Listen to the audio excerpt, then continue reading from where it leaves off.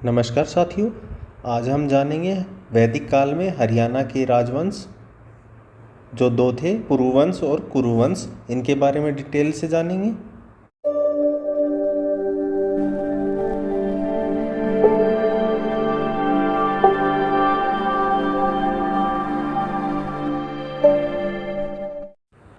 पुरुवंश, जैसा कि आप जानते हैं, आर्य भारत के मूल निवासी नहीं थे।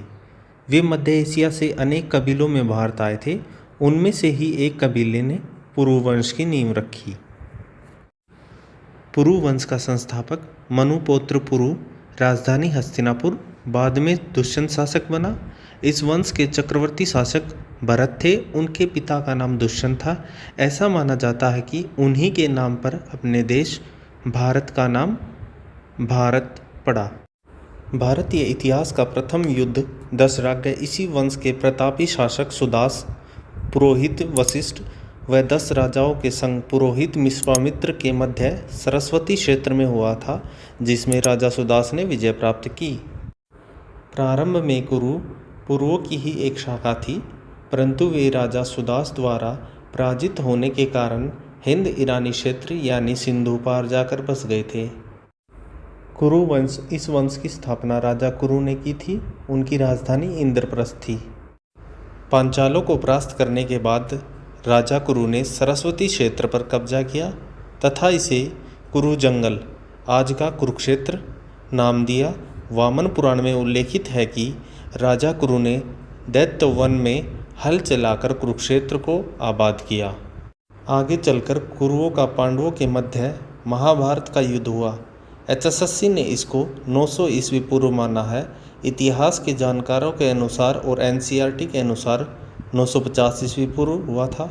यह युद्ध 18 दिन चला तथा इसमें पांडवों की विजय हुई थी। 48 कोस या बताया जा रहा है कि 156 किलोमीटर के दायरे में यह युद्ध लड़ा गया था। महाभारत के युद्ध में श्री कृष्ण ने ज्योतिषर में अर्जुन को गीता का उपदेश दिया था। ऐसा माना जाता है कि इसी उपदेश से सनातन धर्म की उत्पत्ति हुई थी। पांडवों के स्वर्ग गमन के बाद अभिमन्यु पुत्र परीक्षित, मृत्युलोक का देवता, ने राजगद्दी संभाली। असंध करनाल को अपनी राजधानी बनाया।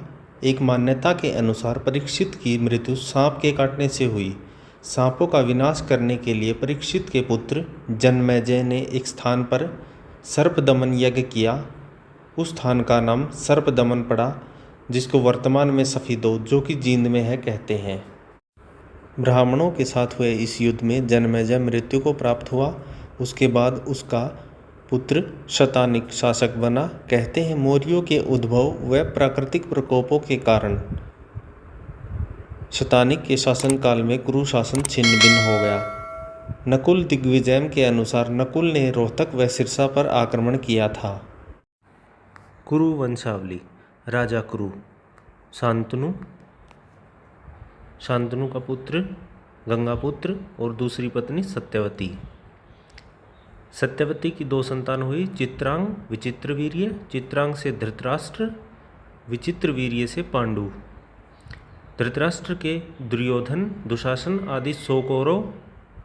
पांडु से पुत्र 2 पत्नियां हैं, कुंती और माद्री। कुंती के पुत्र हैं 3, युधिष्ठिर, अर्जुन, भीम।